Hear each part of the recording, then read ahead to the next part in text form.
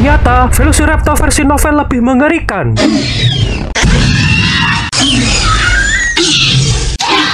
Simak pembahasan novel Jurassic Park Chapter The Raptors sampai tuntas agar kalian paham tentang pembahasan kali ini.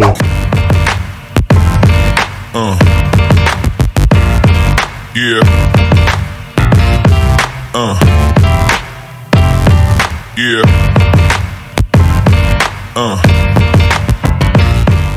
Jadi, kejadian ini setelah kelompok kawanan Dr. Alan Grant bertemu dengan kedua cucu John Hammond dan masih di area kawasan pengunjung yang sedang mempersiapkan keberangkatan perdana mereka dalam tur mobil Jurassic Park. Sebelum pemberangkatan tersebut, Dr. Alan Grant, Ellie, dan Ian Malcolm berjalan ke belakang bangunan gedung utama pengunjung taman bersama tim cucu dari John Hammond dengan tujuan mengawasi agar tidak terjadi hal yang buruk. Dr. Alan Grant menyukai antusiasme anak yang bernama tim ini. Dr. Alan Grant sedikit teringat bahwa ketika membimbing anak-anak untuk melihat fosil dinosaurus ibarat sosok orang tua yang mengantarkan anaknya ke dalam museum. Kemudian Dr. Alan Grant sedikit teringat kembali bahwa terkadang anak-anak juga butuh belajar mengingat nama dinosaurus yang pernah menguasai bumi, sehingga membuatnya terkesan akan peristiwa tersebut. Saat sedang berjalan mengintari bagian belakang bangunan gedung utama pengunjung taman, Dr. Alan Grant membuat percakapan dengan tim agar tidak terlihat canggung. Tim, apa yang kau ketahui tentang Velociraptor? Tim menjawab, dinosaurus karnivora kecil yang berburu dengan cara berkelompok,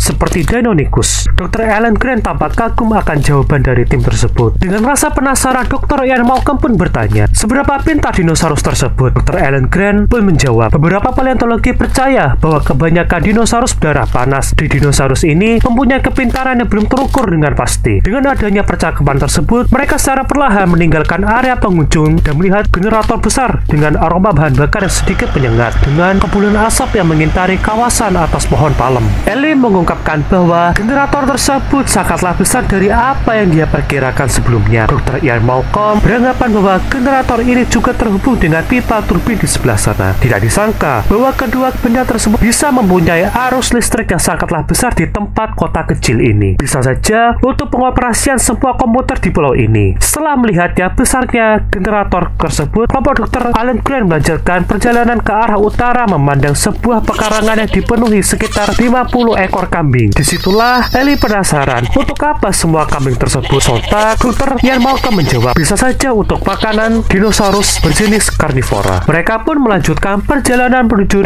jalan setapak. Kelompok Dr. Alan Grant menyadari bahwa di sisi sana terdapat banyaknya pohon palem yang sangatlah besar dan di depan pohon palem tersebut terdapat pagar kawat besar dan di atasnya jeruji kawat berbentuk spiral yang masih sangat aktif dialiri oleh tegangan listrik yang sangatlah kuat. Dr. Alan Grant menyadari dari banyaknya pohon palem tersebut ada sesuatu yang mengawasi dan bergerak secara perlahan untuk mengawasi pergerakan kelompok Dr. Alan Grant. Tim menyadari juga, tetapi tim tidak melihat apapun di dalam sekitar pohon tersebut. Dr. Alan Grant mengisyaratkan untuk semuanya diam.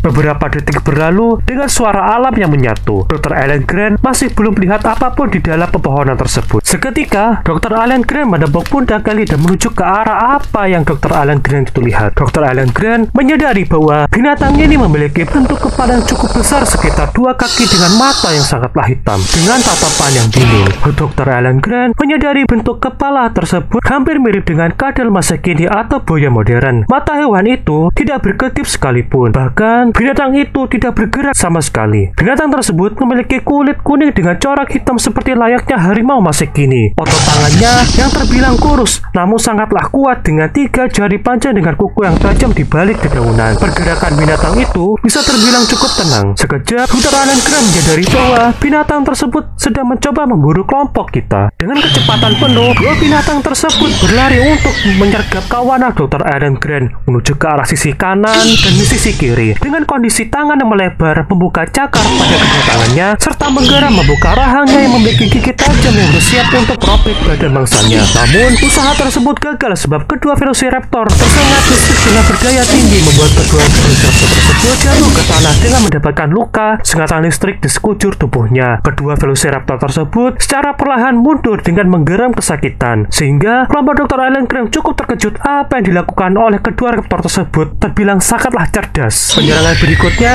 dilakukan oleh Velociraptor lain dengan cara melompat ke atas pagar. Seketika, tim menjerit ketakutan atas hal yang dilakukan oleh Velociraptor ketiga ini. Velociraptor ketiga ini dengan brutalnya mendobrak pagar besi yang kuat. Pada akhirnya, Velociraptor ketiga ini juga tersengat pagar listrik bertegangan tinggi hingga jatuh ke bawah tanah dengan kondisi tubuh yang penuh dengan luka. Ketika Velociraptor ini mundur secara perlahan ke dalam kawasan pohon palem. Dari kejadian tersebut, tim berkata, "Ya Tuhan, apa-apaan itu?" Ellie pun juga terkejut terhadap aksi ketiga Velociraptor tersebut. Dr. Ellen Grant cukup terkesan karena penyergapan ketiga Velociraptor itu sudah mendarah daging karena instingnya. Bahkan, Dr. Ian Malcolm juga terkesan akan kepintaran penyergapan aksi Velociraptor tersebut. Setelah aksi penyergapan gagal, para Velociraptor berlari ke dalam pohon palem. Dr. Ellen Grant menghitung semua jumlah kepala Velociraptor. 1, 2, 3, 4 yang sedang mengawasi di balik pohon palem dengan tatapan dinginnya. Pada saat yang sama, petugas datang dengan berlari menghampiri kelompok Dr. Ellen Grant dengan menanyakan kondisi mereka. "Apakah kalian baik-baik saja?" Dengan jawaban dari Dr. Ellen Grant, "Kami baik-baik saja." Petugas tersebut menjelaskan bahwa alarm sedang berbunyi ketika Velociraptor menyerang bagian pagar kawat tersebut. Sontak, Dr. Ellen Grant menanyai, "Apakah sering terjadi penyergapan seperti ini?" Petugas tersebut menjawab dengan menganggukkan kepala serta menjawab, "Mereka seringkali menyerang seperti ini, mendobrak, memanjat, bahkan tersengat listrik karena mereka berusaha ingin memangsaku dengan tatapan dingin itu." Dr. Ian Malcolm pun berkata, "Nampaknya mereka tidak begitu pintar." Ucap dengan rasa sedikit keraguan. Petugas tersebut bersyukur karena tempat ini dipenuhi kawat listrik bertenaga tinggi untuk keamanan taman. Setelah bertemu dan menjelaskan perihal kejadian itu, petugas tersebut kembali ke tempat tugasnya untuk menangani tugas yang lain. Dalam momen ini, Dr. Ellen Grant beserta Dr. Ian Malcolm sempat berdiskusi terkait kejadian tersebut, mengungkapkan bahwa penyerangan terbilang sangatlah singkat. Kecepatan dan pergerakan ketiga Velociraptor sangatlah cepat melebihi semua binatang reptil yang ada di zaman modern ini, seperti halnya kecepatan naga komodo yang berasal dari negara Indonesia. Bisa saja Velociraptor tersebut mampu berlari hingga 60-67 km per jam. Kau tahu apa yang terlintas di benak pikiranku? Pergerakan mereka tampak seperti burung daripada reptil, ucap Dr. Ian Malcolm dengan rasa kepercayaan dirinya. Setelah mendengar curahan hati dari Ian Malcolm, Dr. Ellen Grant berkata, "Benar, seperti halnya kobra melawan musang,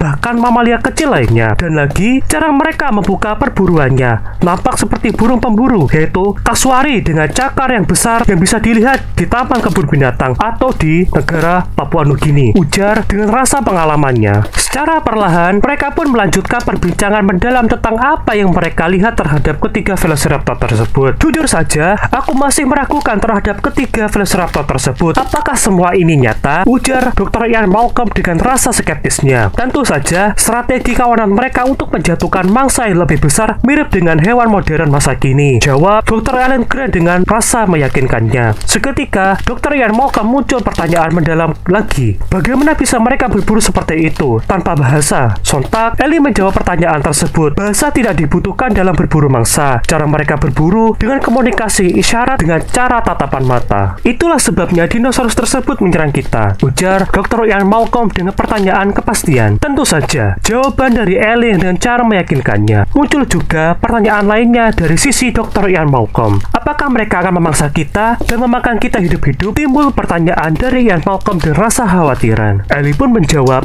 dengan cara meyakinkannya. Aku pun juga berpikir demikian. Dengan hasil asumsi dan pengalaman dari Dr. Ian Malcolm, dia pun berkata dengan secara spontan, "Alasan aku bertanya seperti ini adalah karena aku pernah melihat dan mempelajari cara singa dan harimau dalam hidupku. Namun, dinosaurus tersebut pasti mempelajari telah lama sekali untuk memburu manusia. Hanya untuk memburu manusia di sini tentunya.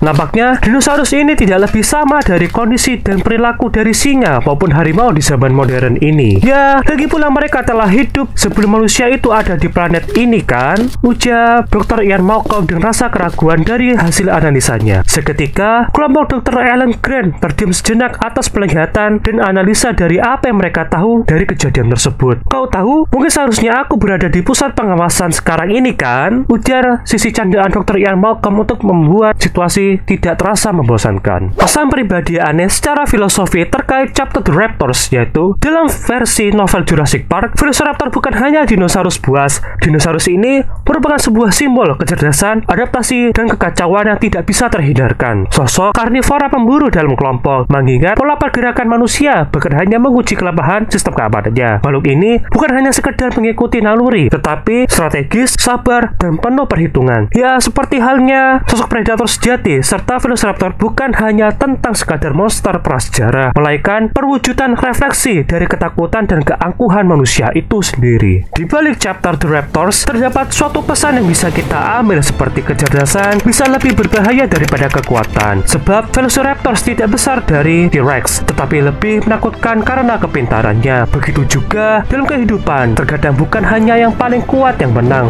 tetapi yang paling pintar dan paling cepat untuk beradaptasi yang bisa itu menang. Jangan sampai meremehkan kekuatan yang kita ciptakan di dunia ini, seperti halnya Jurassic Park yang merupakan suatu eksperimen yang gagal karena manusia terlalu percaya diri. Dalam dunia nyata, teknologi dan ilmu pengetahuan bisa saja menjadi pedang bermata dua jika tidak digunakan dengan bijak tanpa berpikir panjang. Seperti perkataan Dr. Ian Malcolm yang selalu penggemar ingat sampai detik ini, yaitu sebab kita berpotensi merasa mengendalikan sesuatu, tapi pada akhirnya kehidupan akan menemukan jalannya itu sendiri. Velociraptor dalam novel jauh lebih brutal dan realistis daripada versi film. Hal ini merupakan suatu gambaran dari sisi liar yang tetap ada dalam dunia yang ingin kita atur. Bisa saja dalam diri kita masing-masing terdapat suatu indikasi sisi naluri liar Velociraptor untuk bertahan hidup, kecenderungan dan keinginan untuk hidup bebas, dan kemampuan untuk belajar dari suatu kesalahan yang kita pernah lakukan di dunia ini tentunya. Jadi pertanyaannya, apakah kita akan menjadi sosok manusia dalam Jurassic Park yang mengira mereka akan berkuasa, tetapi pada akhirnya kalah, atau kita akan belajar dari sisi gelapnya raptor yang mampu beradaptasi dan cepat berkembang dalam situasi tersebut? Bagaimana menurutmu? Enak didengar dan cukup filosofis, bukan? Dari ilustrasi novel Jurassic Park yang diilustrasikan oleh channel Jurassic Allosaurus memang cukup akurat dalam segi kondisi dan situasi dalam versi novel, guys. Link channelnya ada di deskripsi agar kalian bisa mampir juga di channelnya. Well, sekian pembahasan cerita novel Jurassic Park chapter The Raptors kali ini. Kalau ada masukan dan saran dari kalian, gak perlu malu untuk ketik di kolom komentar. Jangan lupa dukung selalu channel Sen Aryan Analysis agar selalu semangat untuk upload agar tidak ketinggalan keseruan berikutnya. See you and goodbye.